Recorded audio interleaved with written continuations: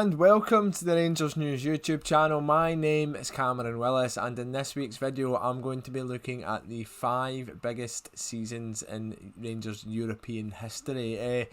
Obviously we're a massive club with a huge history on the continent, but these are the 5 seasons I think stand out in particular in terms of our achievements on the European stage. Now, the inspiration behind this video obviously comes from the European campaign this season and how we're going in Europe with a tie at the time of recording against Slavia Prague to come.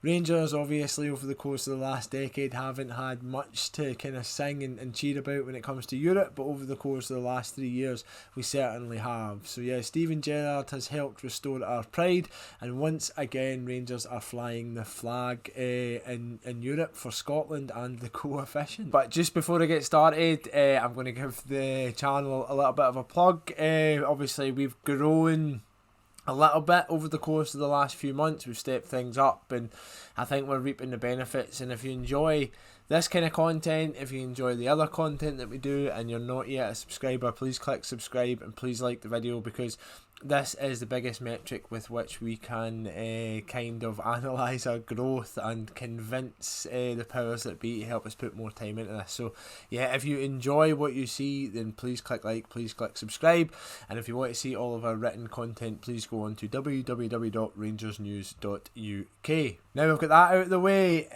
let me run through these 5 seasons. Some of them are a little bit before my time, and others are a little bit more modern, but yeah, please enjoy this. Thank you so much for watching, and yes, let's get cracked on.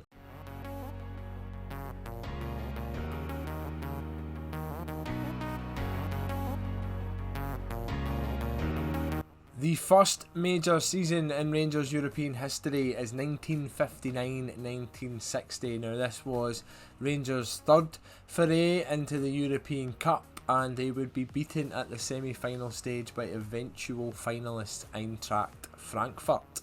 A legendary Rangers team involving the likes of Alex Scott and Jimmy Miller would defeat Belgian side Anderlecht, Czechoslovakian side Red Star Bratislava and Dutch team Sparta Rotterdam to reach the semi-final with the talented German outfit. Now obviously this tournament is most famous for the final, which was held at Hampden Park between the legendary Real Madrid team of the era and Eintracht Frankfurt, and apparently attracted over 120,000 people. Just imagine if Rangers had managed to get there, but unfortunately the Gers were beaten 12-4 on aggregate by Eintracht Frankfurt, losing 6-3 at Ibrox and 6-1 in Germany.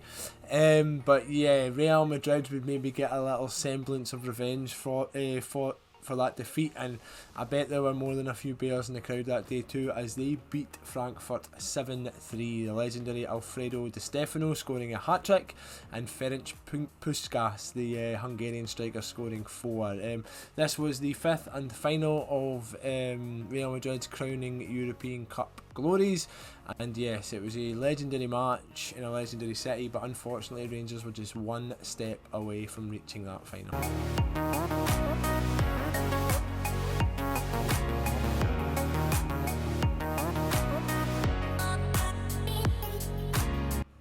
The next of the 5 biggest European seasons in Rangers history happened only a year later, which shows the quality of the side Rangers had at the turn of the 60s.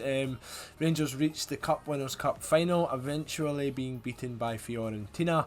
But yes, this was another example of the quality that Rangers had in their ranks in that era. Rangers would defeat Hungarian side Ferencváros, where have we heard about them recently, in the first round before absolutely trouncing Borussia Mönchengladbach 11-0 over 2 legs. That included an 8-0 win at Ibrox, where I think Ralph Brand scored a hat-trick, Jim Baxter scored, there was an OG, and yeah, there was probably more than a few happy bears that night as well. But that set up a semi-final tie with the one and only Wolverhampton Wanderers. Now again, when have we heard that before? There's obviously the famous song Wolverhampton Town, a song that's still sang by Rangers fans today, and that originates from this match. The Gers travelled to Wolverhampton in April 1961, 3 weeks after beating them 2-0 at Ibrox. Now, this was a famous Wolves team that was notoriously difficult to beat at home,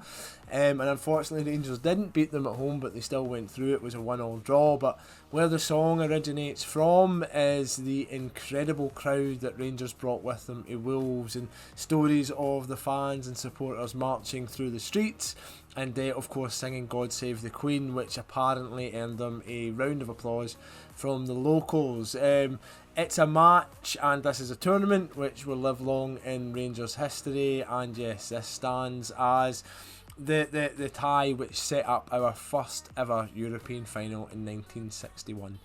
At this point, finals were two-legged affairs, so there was a match at Ibrox and a match in Florence to play Fiorentina. But unfortunately, Le Viola, I think that's what their nickname is, they managed to win 2-0 at Ibrox and 2-1 in Florence, meaning that Rangers would fall at the first hurdle, but this would not be the last time the Gers would make a European final.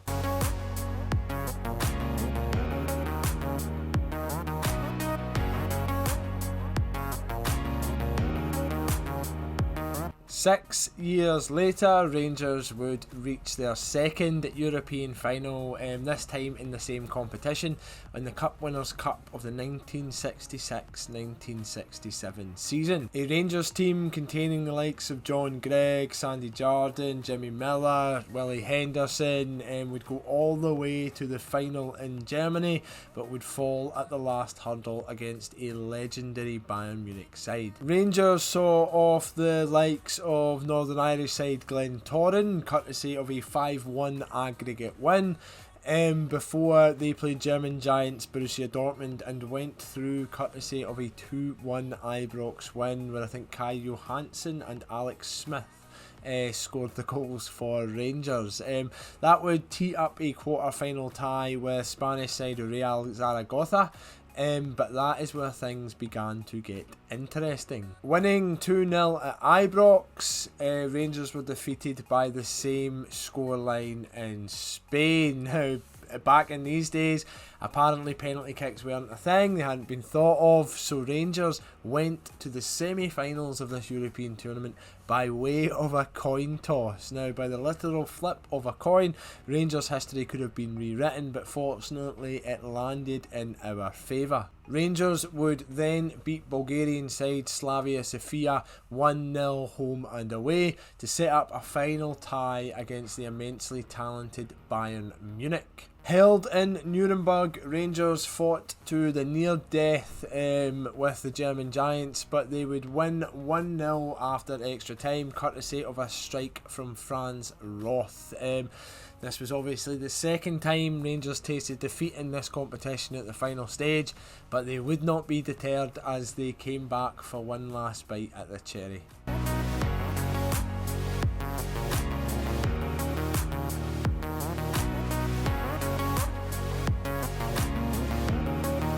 That's right, in Barcelona in 1972, Colin Steen scored 1 and Willie Johnston 2, as Rangers claimed to date their only European trophy in the Cup Winners' Cup, courtesy of a 3-2 win against Dynamo Moscow in Barcelona. The Gers team from that era are known as the Barca Bears. It includes the likes of Peter McCloy, John Greig, Sandy Jardine, Willie Johnston, Derek Johnston, and loads of names which I can't remember off the top of my head, but yeah, a team of legends who continue to be celebrated in Rangers history. Rangers would beat French side Rennes 2-1 over 2 legs to earn safe passes to the second round of the competition, where they drew Portuguese giant Sporting Lisbon.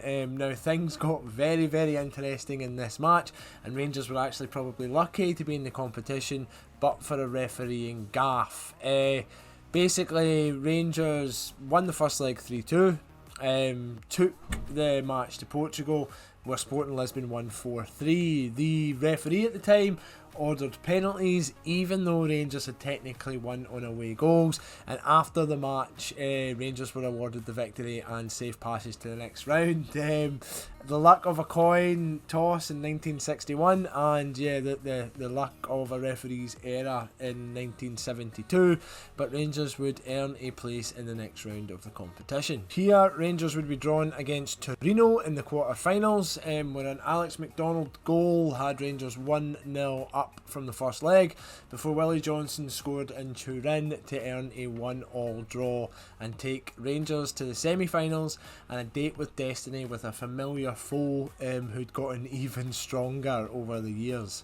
Rangers would draw an immensely talented Bayern Munich side in the semi-finals of the competition and get the chance to get revenge for the final of 1966-67 in Bayern Munich. The German side would later, this Bayern Munich team would later go on to win 3 European Cups in a row, only a matter of seasons after Rangers played them, and this stands as one of the biggest and most impressive results in the club's history.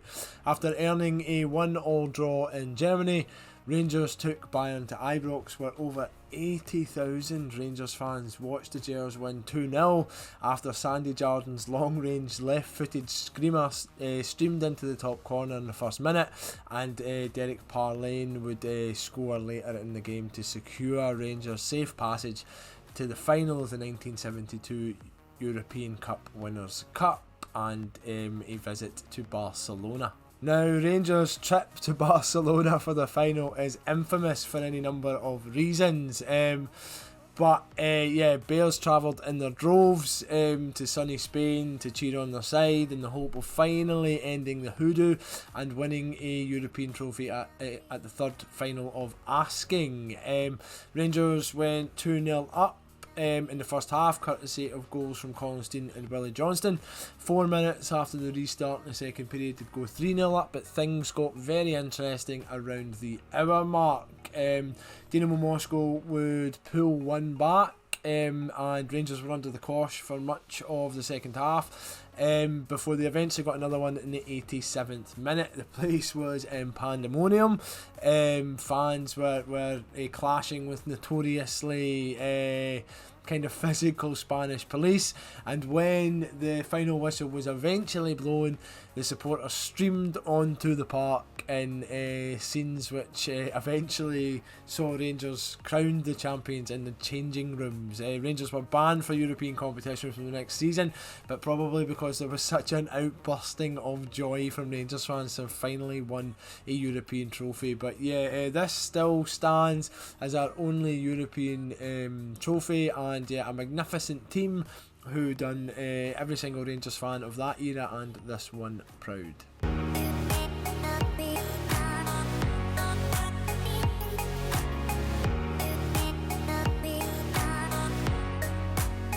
Now, it's interesting that there are 20 years between the last campaign on this list and this one, but we're obviously talking about the 5 most successful European campaigns in the club's history, and I'm talking about the 1992-93 season where Rangers almost went all the way in the inaugural Champions League. This was a Rangers side littered with immense talent. They had English internationals like Trevor Steven and Mark Hateley, as well as a host of immense Scottish talent like a young Ian Durrant, Richard Gough, Ian Ferguson, John Brown and Ali McCoy, and obviously it was the bones of the 9 in a row side.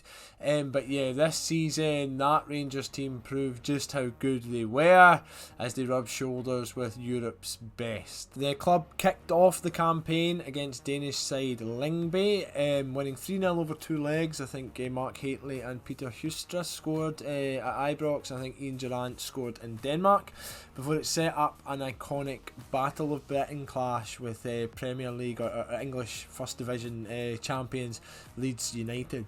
This stands as one of the most iconic matches in British footballing history, and it is still spoken about to this day. Leeds travelled to Ibrox first and went in front in the first minute with Gary McAllister, who's obviously now the Rangers assistant manager, scoring, before Rangers kind of worked their way back into the match. Before half time, a Lukic own goal, he was a Leeds United goalkeeper, and an Ali McCoy strike had Rangers 2-1 up, and that is the advantage that they would take to Elland Road in the return leg. Rangers fans once again travelled down south and cheered on a side who put in one of the most impressive performances Rangers ever have on a European stage. This was a Leeds United team which had the likes of Gordon Strachan, Eric Cantona, Gary Speed. They were strewn with talent, and obviously the English champions, but Rangers went to their patch and went 2-0 up, courtesy of Mark Hateley and Ali McCoist. Who else? Before Eric Cantona would pull one back for Leeds in the latter stages of the match. But by that point, it was too little too late, and Rangers went into a kind of revamped European Cup Champions League setup where two groups of four were pitted against each other in two matches, with the winner of each group going on to the final. Rangers were drawn in a group with Club Brugge of Belgium, Marseille of France, and Russians CSKA Moscow. Rangers actually went unbeaten in the group, but draws killed us in the end. Rangers won two of the matches against Club Brugge and CSKA Moscow, whilst they drew both games with eventual champions Marseille, and drew with Bruges away and Moscow and CSKA Moscow at home. Now, this is a bit of disappointment for so many Rangers fans because we came so close, but the entire thing was kind of marred by match-fixing allegations from Marseille. Rangers striker Mark Hateley has previously claimed that he was offered a bribe before Rangers played the French side, whilst they had their French top division crown taken off them for match-fixing that season. Not only that, but Marseille strangely managed to absolutely hammer CSKA Moscow 6-0 in Russia in a result which kind of shored up the group for them. But when you take it over the piece, had Rangers managed to beat Club Brugge and Marseille, even Marseille, but more pertinently CSKA Moscow in matches we could control, then we would have reached the final. But yes, it does stick in the craw that perhaps other sides would have been more competitive against Marseille had these allegations of match fixing not been floating around. Now, they would go to the final, play AC Milan and win 1-0, courtesy of a strike from Basile Boli, who obviously eventually went on to play for Rangers. But yeah, this is the closest that we have ever kind of come to Champions League crown. And yes, it was, if there was ever a Rangers team deserving of it, it may well have been that one, because it was a fantastic side who just came a little bit short, but were obviously not helped by allegations of foul play. As an aside, Rangers are still represented on the Champions League logo, which is a little bit of an interesting fact, as one of the original 8 sides to qualify for the tournament. There are 8 stars in the shape of a ball, with one of those stars being Rangers.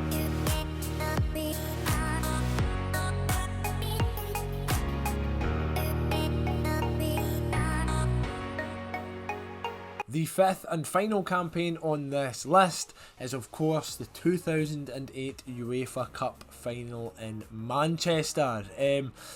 Obviously, this was one of the most momentous occasions in Rangers history.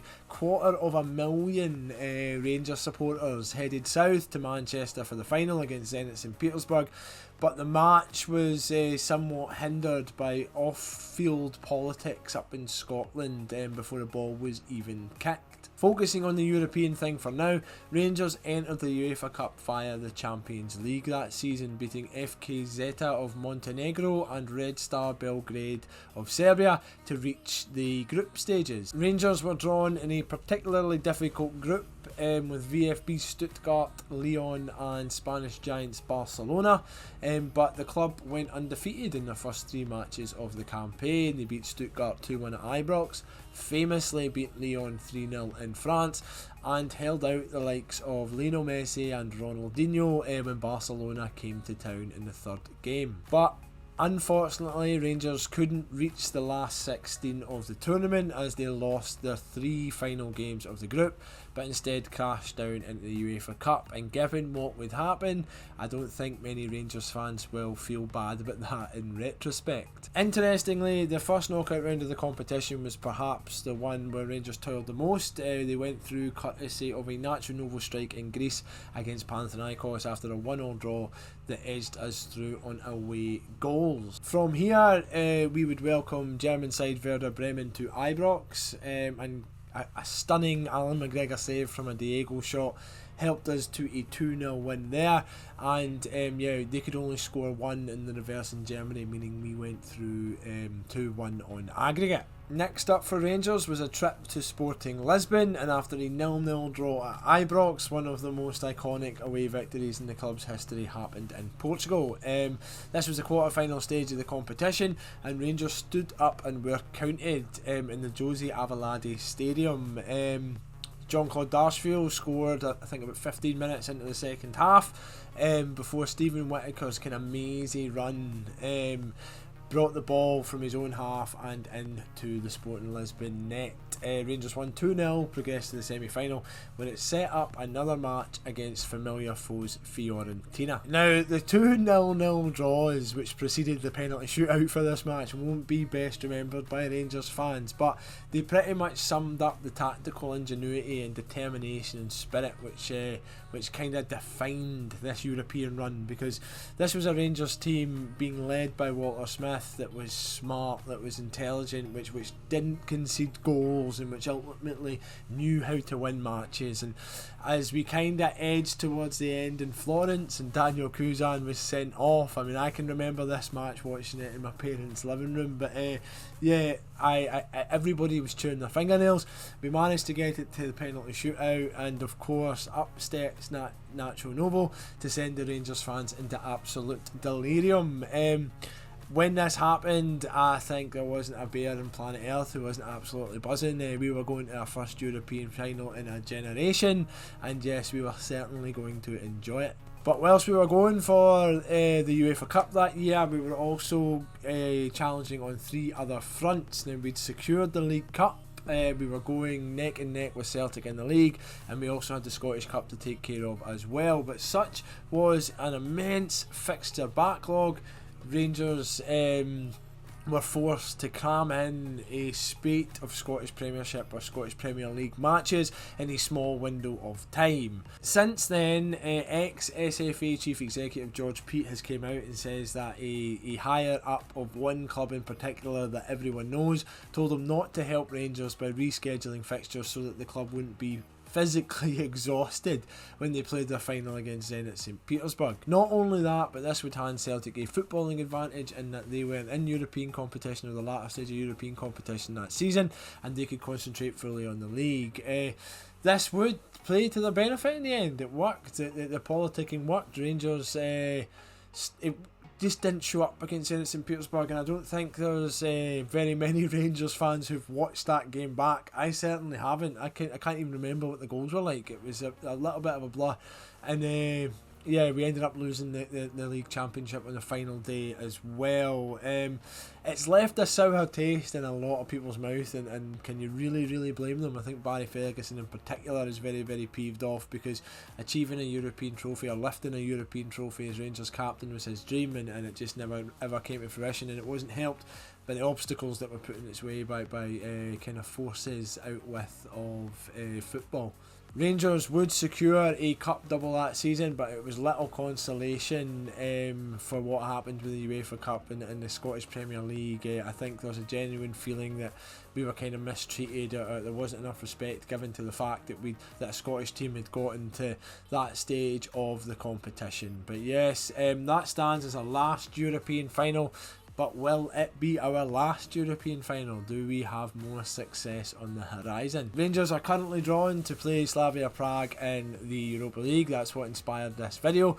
And let's hope that this campaign stands alongside the ones that I've mentioned in this video as being one of the most important European campaigns in Rangers history. There's still a long way to go before we can start talking about that. But let's just enjoy the fact that the eyes of Scotland and much of the UK and Europe are back on Rangers again, and as we are back where we belong, rubbing shoulders with some of Europe's best teams at the top table. And yes, let's hope that this season turns out to be a triumph, but we'll take it, as Steven Gerrard says, one game at a time. Thank you so much for tuning into this video. I hope that you've enjoyed it. If you did, please click like and subscribe. It helps the channel grow, and like I explained earlier, it's a huge metric. It's very, very important that we continue to get engagements and stuff. So yeah, please like, subscribe, comment. If there's European campaigns that I haven't mentioned, I think like the one in 05-06 where we became the first Scottish team to reach the Champions League last 16 was one I'm mused over including, but I don't think Champions League last 16 is quite at the level that we expect for Rangers, even if it was a magnificent achievement, and one which, as history has told us, is very, very difficult given the kind of gulf in finances between Scotland and the rest of Europe. But yeah, thank you so much for watching. I hope you enjoyed it. Stay tuned for more videos, more news, more views, more opinions coming out of Rangers from everyone at Rangers News. Thank you very much, and mon the teddy bears.